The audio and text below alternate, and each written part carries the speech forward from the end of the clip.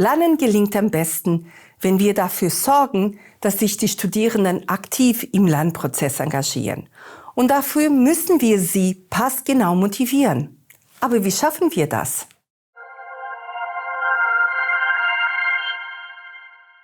Der Begriff Scaffolding leitet sich vom englischen Begriff Scaffold, Gerüst, ab. In der Bildung ist er eine Metapher für die temporäre Unterstützung der Lernenden. Wie ein Baugerüst auf einer Hausbaustelle hilft es auch in der digitalen Lehre beim Hochziehen der Grundmauern im Lernprozess. Und wie auf der Baustelle kann das Gerüst dann nach und nach abgebaut werden.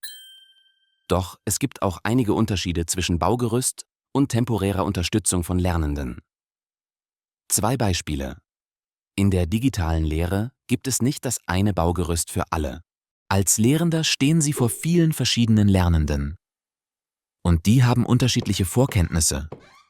Sie haben unterschiedliche Lernstrategien. Generell haben sie ganz individuelle Bedürfnisse im Lernprozess. Was bedeutet das für Sie in der Lehrpraxis? Orientieren Sie Ihre Lernunterstützung genau an diesen individuellen Bedürfnissen Ihrer Lernenden. Das kann ganz unterschiedlich aussehen. Beispiele könnten sein Hinweise zum Lösungsansatz, Musterlösungen, weiterführende Erklärungen, praktische Beispiele oder auch Experten- und Peer-Feedback. Das fördert die soziale Interaktion und das ist ein ganz zentraler Aspekt des Scaffolding-Konzepts. Dabei sind Unterstützungen darauf ausgerichtet, die Lernenden in ihrer möglichen Entwicklung zu fördern. Das Scaffolding-Gerüst passt sich flexibel an den Lernfortschritt an. Ein zentraler Aspekt des Scaffolding ist die Fokussierung auf die Zone of Proximal Development, ZPD, des Lernenden. Die ZPD beschreibt den Bereich zwischen dem, was Lernende bereits selbstständig tun können, und dem, was sie auch mit Unterstützung nicht mehr schaffen würden. Was bedeutet das für Sie in der Lehrpraxis? Fokussieren Sie Ihre Lernunterstützung zielgerichtet auf diesem Entwicklungsbereich. Lassen Sie Ihre Lernenden neue Fähigkeiten und Verständnisse entwickeln, die sie noch nicht ganz alleine erreichen können. Und achten Sie gleichzeitig darauf, dass Sie die Lernenden nicht überfordern. Hierbei sind Kenntnisse über den individuellen Wissensstand der Lernenden sehr wichtig. Zumindest sollten Sie sich einen Überblick über die Bandbreite der Wissensstände bei großen Kohorten verschaffen. Dieses Wissen können Sie durch Eingangstests und Aufgaben sowie durch formative Tests im Verlauf der Veranstaltung erlangen. Mit zunehmendem Lernfortschritt passiert Folgendes: Die Lernenden können immer eigenständiger arbeiten. Ihre Zone of Proximal Development verschiebt sich. Dabei entwickeln sich die Lernenden nicht nur fachlich weiter. Sie sind auch immer mehr in der Lage, selbstständig in einer digitalen Lernumgebung zu agieren. Entsprechend kann die Lernunterstützung nach und nach zurückgenommen werden. Das bezeichnen wir als Fading. Das Scaffolding passt sich also immer an den Lernfortschritt an. Und die Lernenden erhalten Schritt für Schritt eine höhere Lernautonomie.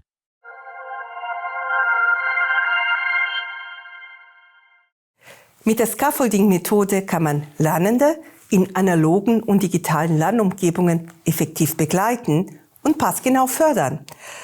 Aber wie setzt man das theoretische Konzept in der praktischen Lehre um? Das 5-Stufen-Modell von Gilly Salmon strukturiert den Lernprozess für die digitale Lehre und passt ihn an die individuellen Bedürfnisse der Lernenden an. Es begleitet die Lernenden durch zunehmend komplexere und selbstständigere Aktivitäten. Dabei verändert sich der Fokus der Lernunterstützung. Zu Beginn ist die Lehrperson sehr präsent, während die Lernenden hauptsächlich reagieren und Informationen aufnehmen. In den folgenden Stufen tritt die Lehrperson zunehmend in den Hintergrund. Die Interaktivität und auch die Eigenständigkeit der Lernenden steigt nach und nach. Als Lehrende übernehmen Sie im Modell 2 zentrale Funktionen. Erstens, Sie moderieren den Lernprozess. Und zweitens, Sie identifizieren Lernhindernisse, die organisatorische, fachliche oder auch technischer Natur sein können. Dabei müssen Sie nicht auf alle Fragen Antworten haben. Aber als erste Ansprechpartnerin oder Ansprechpartner sollten Sie immer auf Ressourcen für weiterführende Hilfestellungen verweisen können.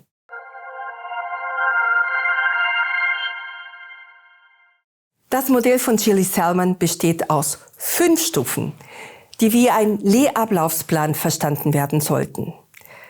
Das Modell gibt sowohl Anleitungen und Ideen für die Moderation als auch für die technische Unterstützung der Lernenden. In der ersten Stufe des 5-Stufen-Modells führen Sie die Lernenden gezielt an ihre digitale Lernumgebung heran. Sie informieren über den Ablauf des Lehrkonzeptes, die Anforderungen und den Zugang zu den Lerntools. Und Sie erklären den Lernenden, wie sie Unterstützung erhalten können. Dabei ist es das Ziel, bei den Studierenden ein Gefühl der Sicherheit zu schaffen. Und das ist so wichtig im Lernprozess. Für den Einstieg ist es ratsam, die Lernenden herzlich zu begrüßen und dazu zu ermutigen, den Lernprozess aktiv mitzugestalten. Das Lehrteam präsentiert sich und regt die Lernenden an, die Plattform aktiv zu erkunden und sich mit ihr vertraut zu machen. Zum Beispiel mit interaktiven Elementen wie Forenbeiträgen, dem Teilen von Vorerfahrungen oder dem Überprüfen von Vorwissen.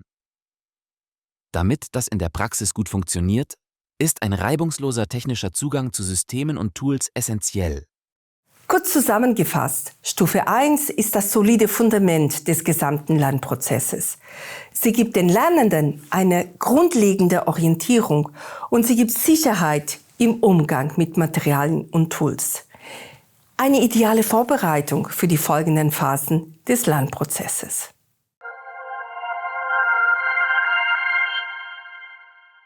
In der zweiten Stufe des 5-Stufen-Modells steht die Online-Sozialisation im Mittelpunkt. Denn soziale Interaktion zwischen den Lernenden ist ein wesentlicher Bestandteil des Lernprozesses, auch im Sinne von Scaffolding. In dieser Phase sollten sich Lernplattformen wie Moodle oder Ilias von reinen Informationsquellen zu sozialen Treffpunkten weiterentwickeln. Das Ziel dieser Stufe ist es, die Lernenden daran zu gewöhnen, die Lernumgebung aktiv zu nutzen. Dabei sollen sie die Vorteile des gemeinsamen Lernens erkennen. Virtuelle Meetings und Gruppendiskussionen unterstützen dabei den Austausch und das Kennenlernen.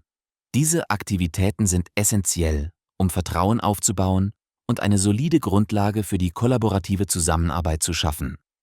Fachinhalte sind zu diesem Zeitpunkt noch nicht wichtig.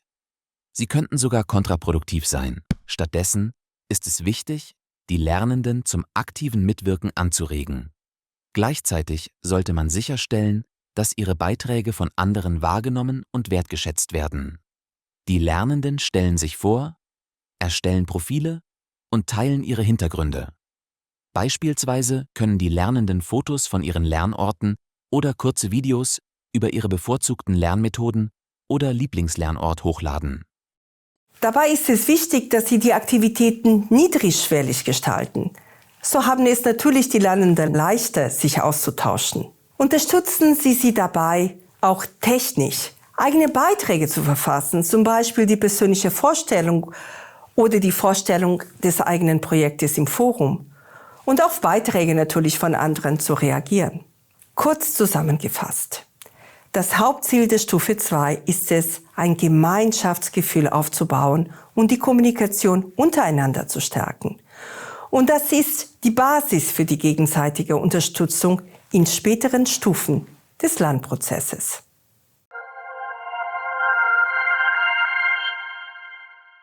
In der dritten Stufe des 5-Stufen-Modells sollen sich die Lernenden daran gewöhnen, Informationen auszutauschen.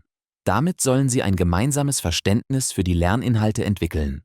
So werden die Lernenden von reinen Informationsnehmern zu aktiven Mitgestaltern des Wissensaufbaus. Neben der aktiven Beteiligung geht es jetzt um erste Kooperationen unter den Lernenden. Ab Stufe 3 rücken die eigentlichen Lerninhalte in den Fokus. Streben Sie an, dass alle Lernenden bis zum Ende dieser Phase ein einheitliches Verständnis der zentralen Begriffe und auch der Definitionen des jeweiligen Themas haben. Wichtig dabei: Überprüfen Sie immer das Vorwissen der Lernenden. Dann können Sie die Inhalte für Stufe 3 passgenau gestalten, Bei Bedarf ergänzen Sie mit Lerninhalte, die das Schließen von bestimmten Wissenslücken ermöglichen und auch die Überprüfung des Gelernten unterstützen. Die Materialien sollten in der Lernumgebung leicht zugänglich sein. Entsprechend häufiger werden sich die Lernenden dort aufhalten. Nutzen Sie sowohl bestehende als auch neue Lernressourcen, zum Beispiel wissenschaftliche Quellen, Blogs und Wikis oder andere Texte oder Videos aus Fachcommunities. Neben den fachlichen Materialien sollten die Studierenden auf der Lernplattform auch Anlässe für den Austausch vorfinden. Dazu gehören zum Beispiel explizite Rechercheaufträge, das gemeinsame Lösen von Aufgaben oder die Aufgabe, sich gegenseitig Peer-Feedback zu geben. Wichtig dabei: gegebenenfalls benötigen die Lernenden eine technische Einführung für die Fragestellung, mit welchen Tools sie welche Informationen beschaffen können. Der aktive Austausch in der Lernumgebung funktioniert aber nur dann, wenn Sie als Lehrende oder auch eine weitere Betreuungsperson mit gutem Beispiel vorangehen. Dazu gehört, dass Sie die Plattform nicht nur regelmäßig besuchen, sondern auch aktiv Expertenfeedback geben. Kurz zusammengefasst: Das Hauptthema von Stufe 3 ist der Start des gemeinsamen Lernens und des Informationsaustauschs. Und das ist auch die Basis für die Entwicklung von kritischem Denken und auch der Fähigkeit, Wissen anzuwenden und diese auch zu teilen.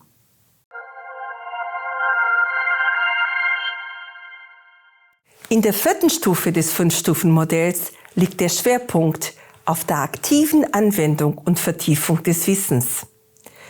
Hierbei setzen die Lernenden ihr Verständnis in komplexere, praxisnahe Szenarien um.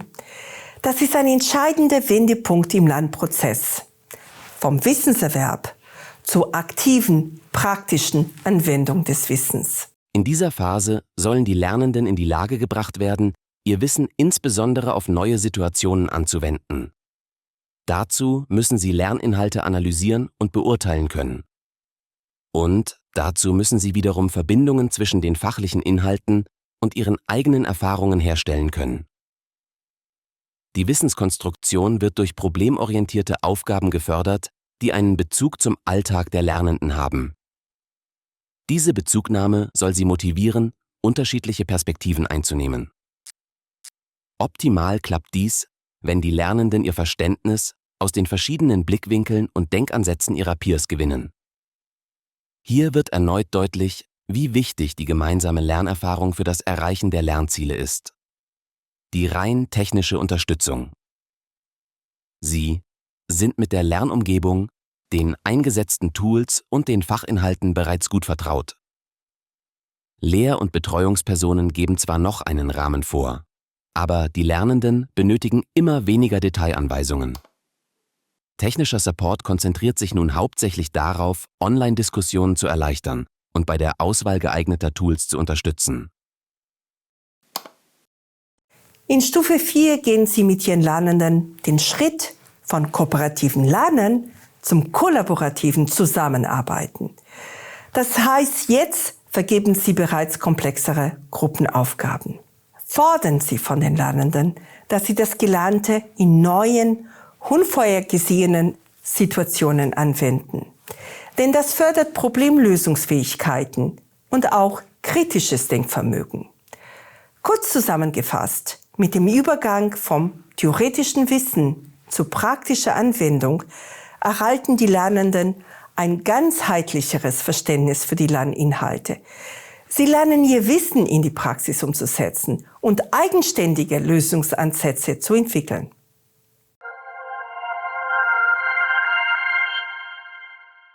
In der 5. und abschließenden Stufe des 5-Stufen-Modells geht es um Entwicklung.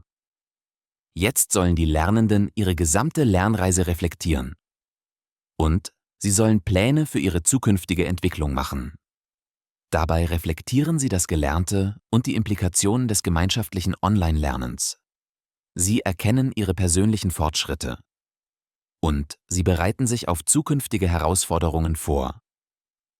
Der technische Support reduziert sich im Vergleich zu Stufe 4 nochmals. Im Wesentlichen geht es jetzt darum, Hinweise auf weiterführende Ressourcen und Möglichkeiten außerhalb der bisher genutzten Lernsysteme zu geben.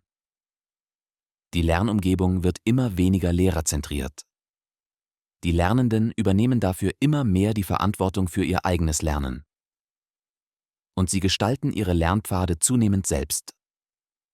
Ziel ist es, ein Bewusstsein für passende metakognitive Lernstrategien zu entwickeln. Das fördert auch die Entwicklung einer selbstkritischen Haltung. Eine unerlässliche Basis für das lebenslange Lernen. Unterstützen Sie die Lernenden auf dieser Stufe durch gezielte Fragestellungen zur kritischen Selbstreflexion. Fragen können beispielsweise auf die Identifizierung von Erfolgsfaktoren oder Stolpersteinen im bisherigen Lernprozess abzielen. Oder zeigen Sie den Lernenden, wie sie Strategien entwickeln können, um Wissenslücken zu identifizieren und eigenständig zu überwinden. Und ermutigen Sie Ihre Lernenden aktiv dazu, darüber nachzudenken, wie sie die erworbenen Fähigkeiten in ihre ganz persönliche Entwicklung integrieren können. Kurz zusammengefasst, in Stufe 5 geht es um den Rückblick auf den bisherigen Lernprozess und um den Transfer in reale Kontexte.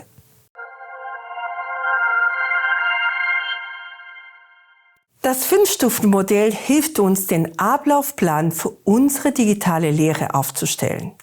Und es gibt uns Leitlinien an die Hand. Leitlinien, mit denen wir überprüfen können, ob unsere Lernenden die nötige Lernkompetenz entwickeln, damit sie erfolgreich an einem digitalen Kurs teilnehmen können. Es dient der Orientierung und basiert auf Erfahrungen und empirischen Studien.